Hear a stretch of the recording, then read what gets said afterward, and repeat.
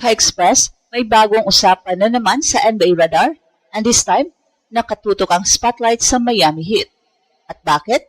Dahil matapos ang blockbuster move na nakuha ng Miami Heat sina Giannis Antetokounmpo at Bobby Portis, kapalit ng package na kinabibilangan ni Tyler Hero, Kelly Ware, Jaime Jaquez Jr. at Pix, biglang naging mas intriguing ang frontcourt situation ng Miami.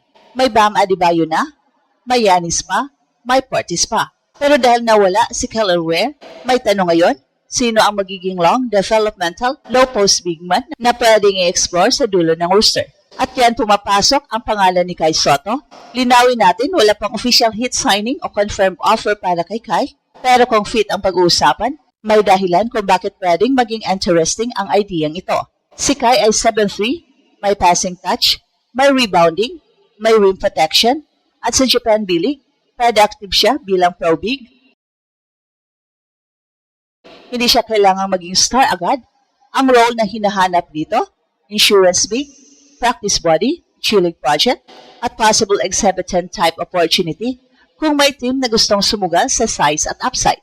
Pero lalo pang umiinit ang Heat topic dahil may bagong kontrobersiya at ayon sa mga reports, nagkaroon ng physical altercation sina Bam Adebayo at dating Heat guard na si Tyler Hero sa Las Vegas matapos ang social media-related criticism. Kaya ngayon, habang nagre-reset ang Miami culture, may malaking tanong kung ang Heat ay naghahanap ng tahimik, coachable, long-term big man sa likod ni Bam Giannis era, pwede bang mapasama sa conversation si Kai? Well, ito ang tipo ng NBA storyline na hindi basta rumor lang, kundi fit analysis na may basketball logic. Hindi natin sasabihin na signed na si Kai Sotto sa Miami Heat dahil hanggang ngayon wala pang official confirmation na may Heat offer, training camp deal o exhibitant contract para sa kanya. Pero ang magandang tanong, kung may isang team na pwedeng tumingin sa kanya bilang low-risk, high-upside big man, bakit hindi ang Miami? Unang dahilan, nagbago ang identity ng Heat sa pagdating ni Giannis at Portis kasama ni Bam Adebayo, naging mas physical, mas defensive, at mas frontcourt heavy ang Miami. So ibig sabihin, hindi na sila ordinaryong team na naghanap lang ng scorer. Naghahanap sila ng players na kayang sumabay sa kultura, depensa, physicality, rebounding, screening, hustle at readiness sa practice environment.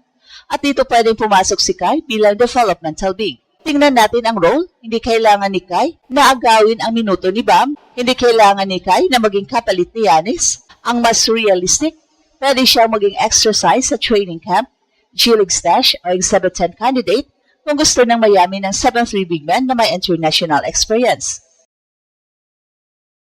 Sa ngayon, mahalaga ang mga big na marunong mag-screen, marunong mag-pass mula high post, marunong tumulong sa rim at hindi takot sa contact. At si Kai, sa mga huling taon niya sa Japan, ipinakita niya na hindi na siya puro potential lang, may production na, may rebounds, may assist, may flashes ng rim protection, may katawan na masanay na sa pro game. At ikalawang dahilan, nawala si Kelly Ware sa trade package papuntang Milwaukee. Si Ware ay young big, athletic at partisana ng frontcourt depth. Ngayon, kahit may Bam, Giannis at Portis, iba pa rin ang value ng murang young big man sa ilalim ng roster. Hindi mo kailangan gumastos ng malaki kung may pwede kang i-develop sa G-League system. At kung Heat culture ang pag-uusapan, sanay ang Heat sa pagkuha ng overlooked players, paghasa sa kanila at pagbibigay ng chance kung kaya nilang sumunod sa sistema. Pangatlong dahilan, ang timing. Umiinit ang usapan sa Miami dahil sa reported altercation ni Bam Adebayo at Tyler Hero. Dating teammates sila, pero dahil na-trade na si Hero at may lumabas na criticism tungkol kay Bam, nauwi raw sa physical confrontation sa Las Vegas. Ibig sabihin, emotional ang transition ng Heat ngayon. May bagong era, may bagong core, may pressure, may expectation. At kapag ganito ang sitwasyon, mas lalong mahalaga ang mga players na walang drama, gutong sa opportunity at handang magtrabaho ng tahimik. At yan bagay ang Kai Sotto angle.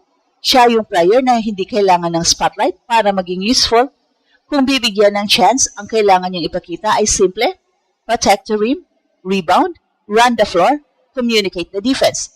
At ipinakita na kaya niyang tumagal sa physical NBA phase. Well, hindi madali yun, pero may pathway. Ang Heat ay contender-minded ngayon, pero contenders still need cheap depth, size at development pieces. At dito na mas lumilinaw ang dahilan kung bakit intriguing ang pangalan ni Kai kapag pinag-uusapan ang Miami Heat. Hindi ito dahil may confirmed contract na, hindi rin ito dahil automatic na kukunin siya ng Miami. Ang tunay na punto dito, kung may isang klase ng team na marunong tumingin sa overlooked talent, developmental pieces at players na may specific role, isa ang Heat sa mga organisasyong pwedeng magbigay ng seryosong evaluation sa isang player na tulad ni Kai. Ang Miami Heat, lalo na sa ilalim ng kanilang culture, hindi lang tumitingin sa pangalan, tinitingnan nila kung may trabaho kang kayang gawin.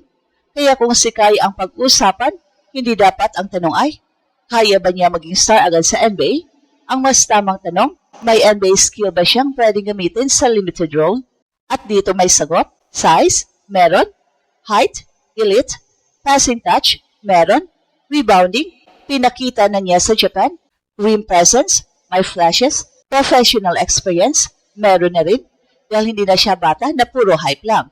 Dumaan na siya sa Australia, Japan, Gilas at international competition.